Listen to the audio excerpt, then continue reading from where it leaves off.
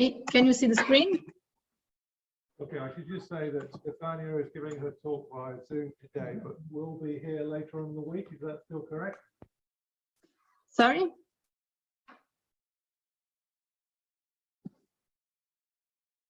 Sorry, I cannot hear you well. Yeah, hi. You're obviously on Zoom today, but are you here later on in the week? Yeah, I should come on Thursday. I mean Wednesday evening. So I will be on Thursday in the room. Brilliant. Okay, so if there's any really in-depth questions, participants can get you on Thursday and Friday. Great. Okay. Okay. Okay. So maybe I need to. Okay, can I start talking? Yeah. Ready to go?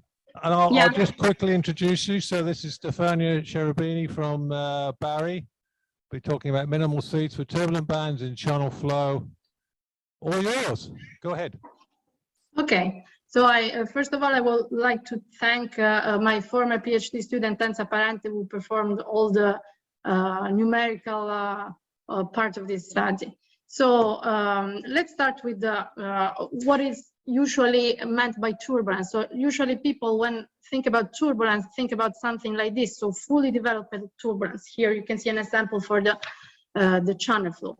But we all know that turbulence exists also in localized states. So one example is PUF for pipe flow, or the inclined turbulent bands that can be observed in a plain Poiseuille flow or plain Couette flow, for example. And the first turbulent bands be observed by experimentally by Carson in the 80s, and then also numerically. And now we know that, for instance, for the channel flow, they exist from Reynolds number close to 660, although they can be induced before at lower Reynolds number by making some forcing, by injecting some forcings in the flow. And they remain transient up to these various numbers here, 960 or 1000. And then at Reynolds number larger than this threshold, they became sustained. So really the final state, the final turbulent state is spatio-temporally patterned. And if we further increase the Reynolds number for the channel flow to this value here, we will observe only fully developed turbulence within the flow. And our characterized turbulent bands in the channel flow, we know that there is some small scale flows, or mostly streaks and vortices that create a chaotic motion, but also a large scale flow, which was first noticed by Duguay and Schlatter, so Johann and Peter. And here you can see a visualization of the wall normal, of the velocity averaged in the wall normal direction. So the vortices in all the plot that we will see later, the arrows will indicate the wall normal averaged flow. So you can see here some large scale vortices that in some sense advect the small scale flow. And the characteristic angles of the stripes have been observed between 24 and 40 degrees. So there is also a range of possible angles, for the arisal of such bands. But for the moment, two strategies have been used for generating turbulent bands. The most used one is just to start from a spatially homogeneous turbulent state, so a fully developed turbulent space, so not spatially patterned, and decrease the Reynolds number. So that's an example from Lorette simulation. And then we will observe the bands, the arise of turbulent bands. Or one can simply perturb the laminar flow with a localized disturbance and try to obtain the strap. So it depends from the disturbance that you put within the flow. And the mechanism of generation of turbulent bands from localized perturbation, but also from the fully developed turbulence is not very clear at the moment. So some works have pointed out that the strict generation at the head of the band seems to be responsible for the origin and sustainment of the band itself. Other works have pointed out a linear instability in the region of the head of the band, and so it links the generation of the band to inflectional instability that will generate streaky structures. So it seems that streaky structures are linked to the mechanism of generation of the streaks from previous works. And also something that will, link the generation of streaks with the generation of the band is the observation of peaks of kinetic energy. So we know that streaks are linked to a transient energy growth, so they are able to generate peaks of kinetic energy. So this is actually observed when a turbulent band is created. These are pictures from Tao and others and Xiao and so on. So it seems that since we know that streaks are optimal perturbation for the shear flows that we are considering here, maybe an energy optimization can unveil the mechanism under the generation of turbulent bands. And that has not been, for the moment, has been not investigated. So this work would aim at investigating the mechanism which is needed for generating turbulent bands and link them to the optimal growth of energy, so energy optimization. And we will, at first, we will carry out just optimization, and then we will also couple that with the bisection of the energy in order to find really the minimal energy perturbation able to induce turbulent bands in our flow, in our channel flow, because we consider the channel flow, in order to really extract the necessary mechanism for generating the band. And for simulating these cases, these 4 cases, we will use the channel flow code that you all know. And we start from the incompressible Navier-Stokes equations, and we use an expansion of base flow plus perturbation. And so that we obtain the incompressible Navier-Stokes equations in the perturbative form. You notice that here there is a nonlinear term that will be retained when we carry out a nonlinear optimization, and we will drop this term when we carry out linear optimization. And so our objective is to find the initial condition that is able to maximize the energy growth at a fixed target time. So we will fix a time, and we will find the perturbation at time 0 that is able to induce the maximum energy growth at that time. And so that will be our objective function. We set up a Lagrangian functional for optimizing this objective function constrained with the perturbative Navier-Stokes equations, the incompressibility constraint, and the value of the initial energy, because in the nonlinear problem, we will have to set the initial energy of the perturbation. And we constrain that by these Lagrange multipliers that are also called joint variables. And by putting to 0 the variation of this functional, we obtain the adjoint equations, and we perform the optimization by a direct adjoint looping. So starting from an initial perturbation, we integrate in time from 0 to the target time the Navier-Stokes equation, and then we switch to the adjoint variables, and we integrate backward in time the adjoint Navier-Stokes equation. And here at time 0, we update the perturbation with the gradient that we have computed by using our adjoint variable here. And by looping in this way, we obtain a decrease of the gradient reaching 10 to the minus 7. And that will be the point at which we have reached our optimal. And when we look for the minimal energy perturbation able to reach the band, so the minimal seed, we will couple that with an energy bisection procedure. So if we look at this state space, which is similar to that that Johan shown before, that's for sure a representation of a more complex situation that we have for our flows. That will be the base state. That will be a turbulent attractor. Of course, we don't have really an attractor, but that's just a simplification. And if we have a perturbation having this value of energy here, it will experience a transient growth of the energy, and then it will go back to the base state. If we initialize with a perturbation having this energy here, it will have a transient energy growth and go to the turbulent state. So if we bisect these values of the energy, we will find the energy of the minimal seed, so the minimal energy perturbation able to reach really this turbulent state.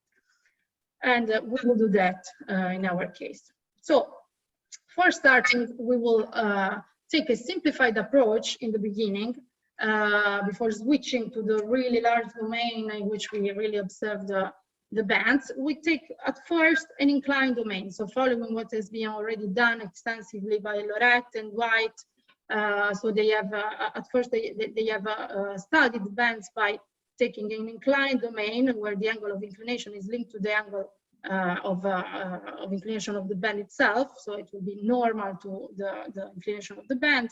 And the band is supposed to be periodic in the direction X, and it will be advected in the direction Z. So in this part of the talk, X and Z will be the coordinates of the inclined domain, and X prime, Z prime will be the coordinates of the large non-tilted domain. Of course, in this tilted domain, the base flow will be two-dimensional, so we'll have a streamwise and spanwise component. And we perform at first a DNS on this domain, and we observe the turbulent band. And by plotting the energy spectra, we observe two peaks of the energy of the flow, the pre-multiplied energy. And we observe a peak for these two pairs of wave number in the streamwise and spanwise direction. We were so 1.27 and 1.6, and then we perform a linear optimization on the two-dimensional flow in the tilted domain. We have imposed an angle, so we impose 35 degrees angle, so we perform the optimization on this tilted domain. And of course, we have a peak for this pair of wave numbers that are very close to the ones that we found in the DNS. And when we go back to the non-tilted domain, so now these are X prime, Z prime, these are the wave numbers in the non-tilted domain, we found back the optimal wave number for the lift-up mechanism in the channel. So of course, the optimal domain is again the lift-up. So we take our optimal perturbation that is made up by streamwise vortices, which are now inclined because the domain is inclined, and generate streaks, and we put it our tilted domain. And of course, we obtain turbulence starting with a very high initial energy, but we obtain fully developed turbulence in the domain. So we do not obtain a turbulent band like this. We obtain fully developed turbulence, not spatially patterned turbulence. And the initial energy for triggering that is very high. So we switch to a non-linear optimization. So we retain now the optimal terms. And if you compare the profiles of the velocity that we obtain at t equals 0 and t equals t up, they're very different now. They show several inflection points in all the velocity components. So we may think that inflection points are needed to obtain localized turbulence, because we will see that this nonlinear optimal perturbation will induce the localized bands. But there is another characteristic which is very important here. If you look at these arrows, we said that the arrows were the velocity averaged in the wall normal direction. So we can see larger scale with respect to the wave packet, larger scale vortices here, a vertical structure. If we look at the flow average in the wall normal direction. So the two features different from the linear ones here are inflection points and these large scale vortices. If we change the target time now of the optimization, we keep having a wave packet with streaks and vortices here and large scale vortices. And if we increase the target time, the wave packet becomes more localized, but the large scale vortices become more extended in space. And we keep seeing that if we increase the target time. So that's a robust feature of this optimal perturbation. So that will be the seed of that we consider, and we let it evolve in time, and we find a localized band in our tilted domain. So as I said before, the difference between the linear and the nonlinear perturbation are two, the inflection points and the localization. So what is the key ingredient for obtaining this band in the tilted domain? Localization or inflection point. So in order to ascertain that, we take our linear optimal, the one that was extended in the whole domain, in the whole tilted domain, and we artificially localize it in the Z direction by means of these functions here with different sizes. And now we do obtain the formation of a turbulent band. So it seems that we need, in fact, two main elements to trigger turbulent bands. So just a small scale breakdown, which do not need inflection points already from the initial time. The inflection points can be created because if we start our optimization by injecting some stringwise vortices, they will create streets and they will underwent secondary instability and the whole cycle that we all know. And so we need some perturbation able to trigger this small scale breakdown, but we need also the presence of large scale vorticity, which either is induced at time equals 0, either is created by the fact that this perturbation is localized. Because a recent work by Wang et others, recent JFM work, shows that if we put a shear perturbation, so a localized perturbation in a Couette or Poiseuille flow, we will obtain, in fact, the fact that the perturbation is sheared and localized, we will create the presence of large-scale vortices. So right now we have obtained these results for a tilted domain, so we are imposing the angle. So that's, I mean, that was quite obvious that just localization will induce the turbulent band. But is that true also in the large non-tilted domain where we do not impose any angle? So let's look at that. So we take our artificially localized perturbation computed in this smaller tilted domain, and we put it in the large non-tilted domain. So again, here we have a wave packet, and then the arrows, the vectors are the whole normal averaged flow. And when we inject at t equals 0 this perturbation, we do not observe much large-scale vorticity, but this is induced at very small time. We have the creation of this large-scale quadrupolar flow, which has been observed also in the during the creation of the bands in experimental and numerical works. So we just put this wave packet here, and the wave packet will create these vortices. So it seems that, in fact, also in a non-tilted domain, so in the general case, these two elements are sufficient to trigger the turbulent bands. So the two elements are a small-scale flow in which there are streaks that can induce breakdown via inflectional instability, and the presence of a large-scale flow that will affect the newly created streaks and the chaotic flow that will be generated by the breakdown in an inclined direction here and here. So that was obtained for a tilted domain. So we obtained the perturbation, the optimal perturbation in the tilted domain, and we inject it in the non-tilted one. But we would like to know now which is really the minimal energy mechanism able to trigger in the bands in the large non-tilted domain. So we really now perform minimal seed computations for the very large domain that I showed you before. So that's this domain here, in which turbulent bands are, in fact, can be obtained for 4 values of the target time. So that will be the computation in the large domains are these made by the red dots, and here we have the initial energy the minimal energy able to induce the bands in this large domain, and here you have the Reynolds number. We consider 4 different Reynolds numbers, and we can see that except this point that is really at the Reynolds number that is really at the threshold for having transient or sustained bands, that maybe it behaves differently because it's, I mean, the band cannot be really sustained at this value of the Reynolds number, but except for this point here, the other Reynolds number collapses very well on a straight line which comes from this power law here. So the minimal energy for obtaining a turbulent band in our channel flow scales with Reynolds to minus 8.5.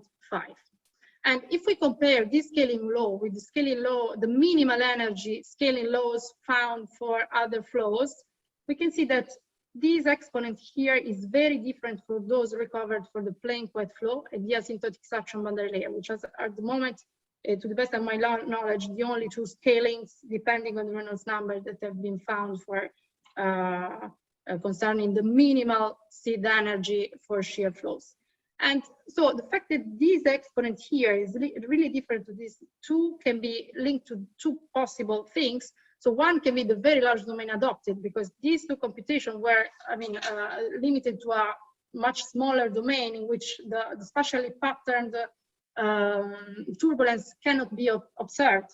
So the final state is a fully turbulent flow for these two cases, which is different from the case here. Or it can be linked to the type of flow, because the scaling for a channel flow, scaling of the minimal energy depending on the Reynolds number, has not been recovered yet, even in a much smaller domain. So in order to ascertain that, we perform a minimal seed computation in a much smaller domain, which would be this one. In fact, we had to change our range of Reynolds number because the turbulence was not really sustained at sufficiently higher Reynolds number for computing the minimal seed at lower Reynolds number. But even if the Reynolds number range is a little bit different, the scaling law that we recovered in a small domain respects almost the same law that we have found for a large domain. The value of the minimal energy is very different, and also the shape of the minimal seed, because the domain is small, and you will see later that our minimal seed in the large domain is localized in space like a wave packet. So it has, a complex shape. But the scaling law, in fact, is the same, which is reassuring for, the previous works in which very small domain were used. Okay, so we now know the scaling with respect to the Reynolds number of the initial energy for obtain our localized final state, and now we look at the minimal seed structure. So if we look at the large domain and if we plot the wall average flow, again we see the quadrupolar structure. We see very well the quadrupolar structure of vorticity, of large scale vorticity that was created before injecting an artificially localized perturbation within the large domain. Now we have it already at t equals 0. So for optimal inducing our localized band, we have to put this large scale flow. Otherwise, it will create, if the wave packet that we put inside our domain is localized and has some certain characteristics. And so we observe a small scale wave packet here, like a spot-like structure, and our quadrupolar flow filling the whole domain. And that we observe that also if we change the domain size. And if we look now just at the wave packet, the spot-like structures that we observe at equals 0, we can see that it has a rather complicated structures for lower Reynolds numbers. So here you can see in red, in blue, the streamwise velocity, and the gray will be the vorticity, the lambda-2 criterion. But increasing the Reynolds number, it becomes more localized, and that the largest Reynolds number we consider, this is very similar to the minimal seed that we have found in inclined domain for a lower Reynolds number. But in that inclined domain, periodicity was imposed. So it was not really the minimal structure for the large scale flow, the large domain flow. So increasing the Reynolds number, we observe increasing localization, and at target time, we observe almost the creation of a turbulent spot with an arrow-shaped structure. If we look at the generation of the band, so we go at larger times, because at target time, we do not have the band yet. We have something that will create the band at longer times. We can see a different behavior depending on the Reynolds number. So at the two lowest Reynolds number that we have considered, we see that the evolution of this minimal seed leads to the creation of one single band. But if we increase the Reynolds number, the one single band is really develops in the direction, preferential direction made by the presence of the large scale vortices. So we can see that here. So we really have like a road made by the presence of these vortices. And at the two largest Reynolds numbers that we have considered, we have the creation of two distinct bands, which are almost symmetric in the spanwise direction. They're not really symmetric because the flow is chaotic, but we have two bands that behave, that develop in a very similar way with respect to the span-wise direction. And in order to look at this point, we have tracked the evolution of the production and dissipation averaged in the streamwise direction, and we see how it changes depending on the z direction. So in this direction here, and z in the spanwise direction, in order to see if at which point of the evolution we break this symmetry. And we can see that at the beginning, the evolution is in the two cases, so for the lowest and for the highest Reynolds numbers considered, the evolution is almost symmetric in the spanwise direction. But then at a given time, also here is almost symmetric, but at a certain time, the evolution will lead to the to one circumvent. So the spanwise symmetry is completely broken at larger times, at a time comprised between 500 and 900. And for the lowest Reynolds number, we have the creation of one single band, and for the largest one, we have two bands. So we suppose that since the beginning of the evolution is, in all cases, for all Reynolds number, is quasi-symmetric in the spanwise direction, we conjecture that there are not really two separate mechanisms inducing the band starting from the minimal seed. So not two separate mechanisms, minimal energy mechanisms for inducing the band, but it's just one mechanism, only that at lower Reynolds number, the probability of decay of one band is higher. So two proto-bands start to develop, but one of them decays at large time. So it decays before the band can be really seen in the flow. Otherwise, when the Reynolds number is higher, the probability of decay is lower. So the two proto-bands just continue developing up to a much larger target time. So what we can conclude from this talk is that the mechanism of creation of turbulent bands do not need inflection points. In fact, it do not need either the presence of streaks. It needs just some perturbation, initial perturbation that is able to generate breakdown, but it needs also a large scale vorticity that either is put within the flow at initial time, so that will be the minimal energy case. So if we want to produce the band with a minimal energy, we have to put this large scale vorticity, this large scale quadrupolar flow, or either if we just localize our perturbation like the spot, the large scale vorticity will be created. And also we have found this scaling here that, I mean, we can say that it is valid also in different sides of domains. And we said that the exponent depends also on the type of flow. So I'm finished here, so thank you. If you have some questions. Thank you very much, Stefania. Thank you.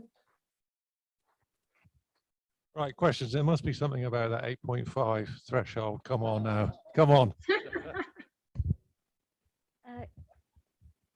Hello, Stefania. Hi.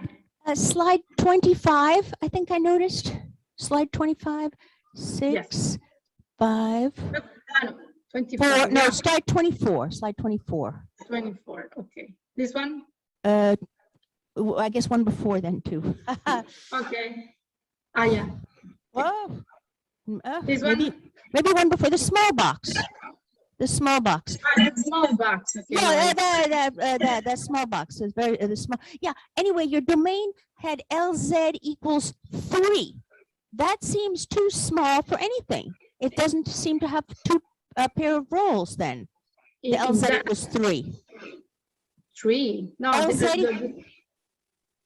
Go to the definition of the small box. Okay. Oh, the small box. Yeah. Okay, I will get that. Okay. It's 10. No, not that one. Keep going. Go here. No. Later. Okay. Small. No. Keep going. Small box, really small. Really small. No. Forward. Later. I get it. Okay, when I compare with okay, sorry. When I compare this one. Yeah, that one, right. 2 pi Okay, by okay. 2 by pi. Pi seems really small for LZ. Yeah, but yeah, okay, yeah, pi is really small for LZ, but for this Reynolds number here, we are in the minimal flow unit. Yeah, of course, we took a very small, very small domain in order to, make a comparison between the largest, a very large and a very small domain. Yes, increasing the domain, we might have a lower Reynolds number. That is, yeah, that is right. That is right. Probably we should do also a case in which we take a little bit larger domain, and we could also have this range of Reynolds numbers here. Yes, I agree with that. That's why we cannot compare in the same range of Reynolds numbers.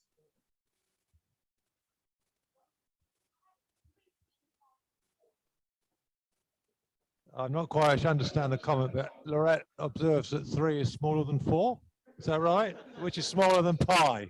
But maybe we should move on. That's a discussion when you arrive. Yes. Okay, so let's move on because lunch is here really. Is anybody going to ask about the 8.5? Yes. Okay, so let me ask. So this is the plot. So this current overhead and this 3 data aiming for exponent. Hello. Sorry, can you answer? Can you ask again? Yeah. So this plot here with the red dots. Yeah. Over 1.2 to 1.6 times 10 to the 3 is what you're basing your asymptotic scaling law on. Yeah. Okay. Now, so if it's also the case in the small domain, I thought there was a rigorous proof that you can't get below RE to the 4 minus a 4. Gunilla Kreis. You mean the initial energy? You're on the paper, so don't look back. Yeah. So, but I mean, you know, it depends on how the energy is defined. It is normalized for the volume or not. Oh, I see. But yeah, and there is also a 1/2 term that in some papers you have the 0.5. In some paper you do not have the 0.5. So the definition of the energy, it's different in different works. But isn't there somebody in the room that's done energy thresholds for small domain channel flow, Johan? Isn't it 2.7 or 2.5? The computation of the minimal seed computation, depending on the Reynolds number for the channel flow, is not being done yet. So probably it was done without. Oh, it has been done, but it hasn't been published. So I actually know. Okay, about probably, that, yes. Probably, yeah. But I do not have the work, so I'm not aware of this work. Okay, I've never seen them. Okay, so I'll talk to you later. If somebody can send me this paper, because I haven't seen that. If it is not published. Okay, fine. Probably, yeah. Any other questions before I make a fool of myself? One more. Okay, let's call it quits there. Lunch, Churchill, and there'll be parties leaving from out there, and you want to go in that direction. Thanks very much, Stefania. See you on Thursday. Okay, bye-bye. Thank you.